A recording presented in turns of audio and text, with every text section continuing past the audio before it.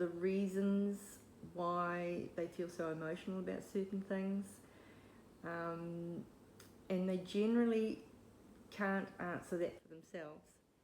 And that's where, when we work together, looking underneath what it is that's causing them to perhaps unable to lose weight, for instance, that's a really good one, because there's so many reasons why people can't release weight.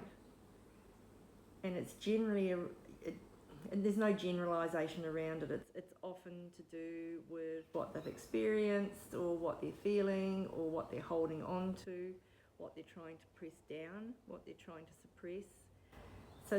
So nobody can come in and I can go, oh yes, I can give you this, and this is what will happen for you. Whether it's releasing weight, whether it's a lack of motivation to exercise or to move, or lack of motivation to do anything, unable to work through grief.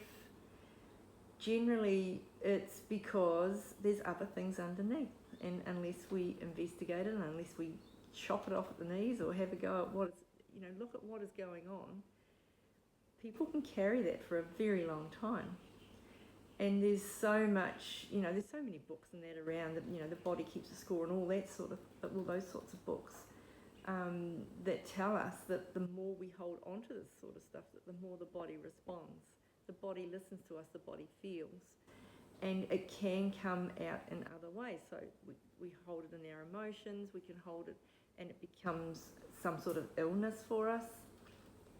And unless we begin to understand it, then we can't release it. So people working with me, they want to find out how they can get clarity. What is this all about? Why am I unable to lose weight? Why can't I get through this grief? What am I holding on to? What is it?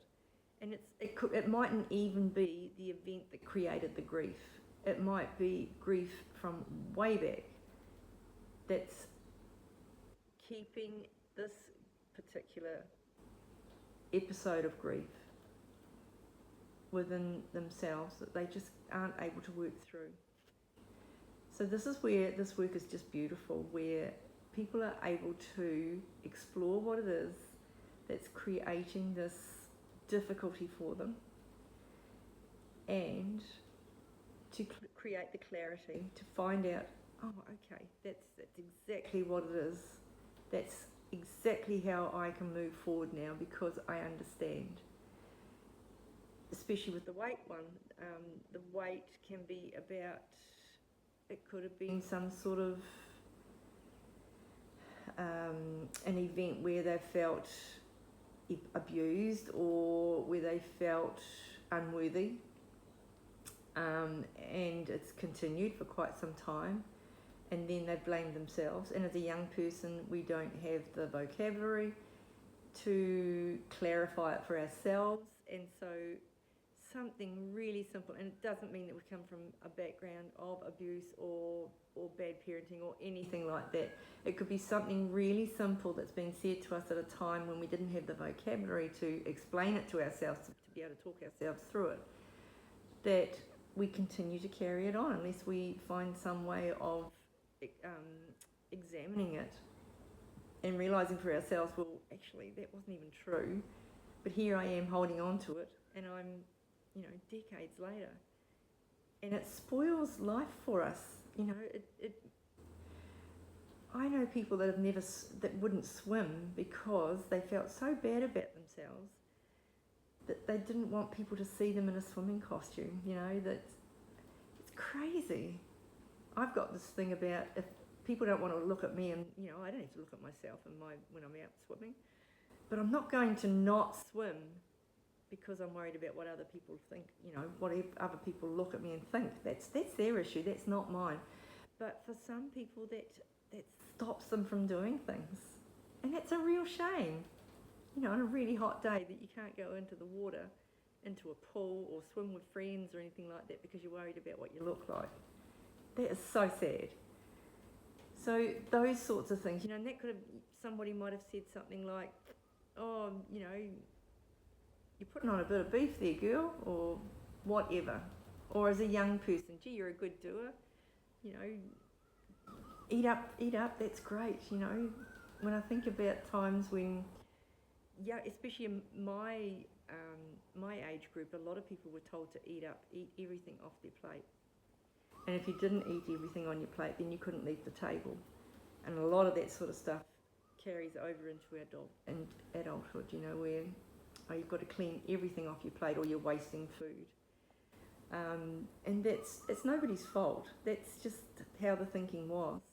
But if we carried it on, we kept thinking that. And it doesn't do us any favours as we get older. So understanding what's going on underneath is a really, really helpful way of being able to move forward. And if you ask yourself, what would my 10 years older self be thinking if I don't look at this now and I don't explore ways of getting through this? Am I going to wait for another 10 years and still be holding on to the same sort of stuff? Or do I want to do something about it now?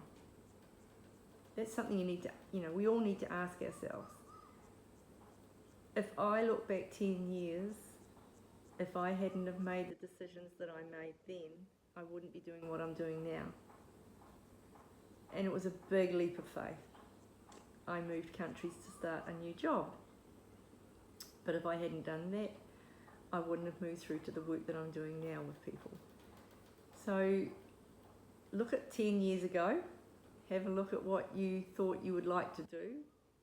Did you do it? Have you done it? Or are you 10 years on and you're still thinking, gee, I really should have started back then. But then I can start now. I could start now.